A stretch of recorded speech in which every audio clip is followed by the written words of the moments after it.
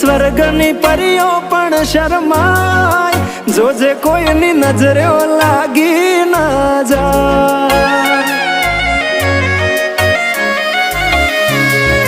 વાલી તું તો રૂપનો કટકો કહેવાય, બારે કાળું ટપકું કરીને નીકળાય, જોજે કોઈની નજરે લાગી ના જાય.